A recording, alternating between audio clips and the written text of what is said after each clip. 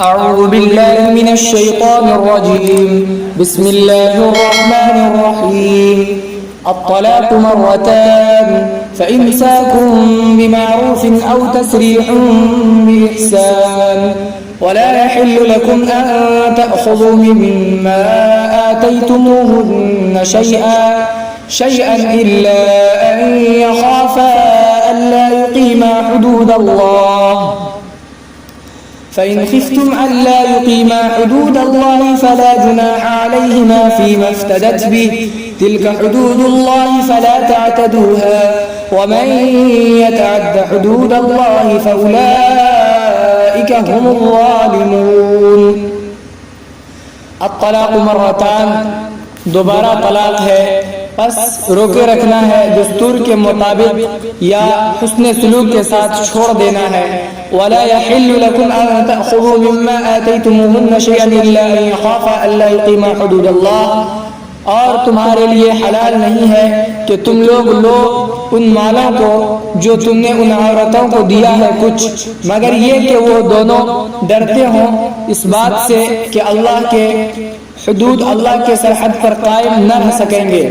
فإن خفتم ألا يقيما حدود الله فلا جناح عليهما فيما افتدت به، پس اگر تمہیں ڈر ہو اس بات کا کہ وہ دونوں اللہ کے حدود پر قائم نہ رہ سکیں گے تو ان دونوں پر کوئی حرج نہیں ہے ان چیزوں میں جس کے ذریعے بیوی جان چھڑایا.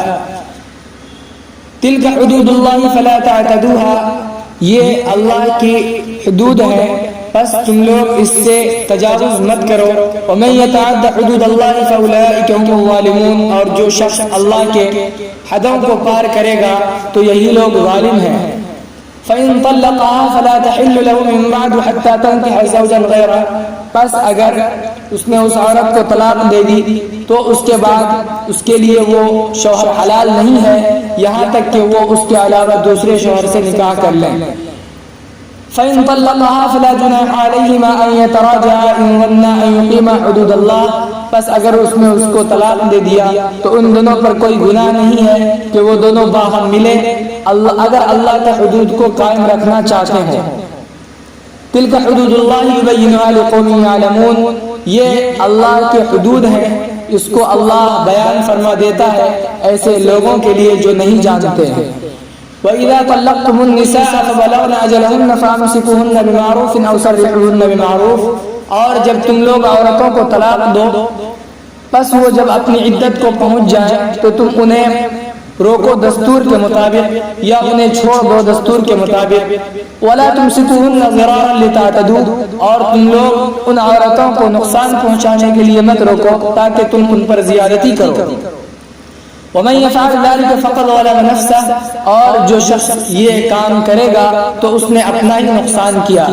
وَلَا تَتَّخِذُوا آيَاتِ اللَّهِ هُزُوًا، اور تم لوگ اللہ کی آیتوں کو مذاق مت بناؤ. وَاذْكُرُوا نِعْمَةَ اللَّهِ عَلَيْكُمْ وَمَا أَنزَلَ عَلَيْكُمْ مِنَ الْكِتَابِ وَالْحِكْمَةِ يَعِظُكُمْ بِهِ، اور تم لوگ یاد کرو اللہ کی نعمتوں کو اپنے اوپر اور جو کچھ تم پر نازل کیا ہے اللہ نے یعنی کتاب اور حکمت، اس کے ذریعے وہ تمہیں نصیحت فرما دیتا ہے. واتقوا اللہ واعلموا ان اللہ بكل شيء علیم، اللہ رب العزت سے ڈرتے رہو، جان لو کہ اللہ ہر چیز کو خوب جاننے والا ہے. اقول قولی هذا واستغفر الله لي ولكم ولسائر المسلمين فاستغفروه انه هو الغفور الرحیم.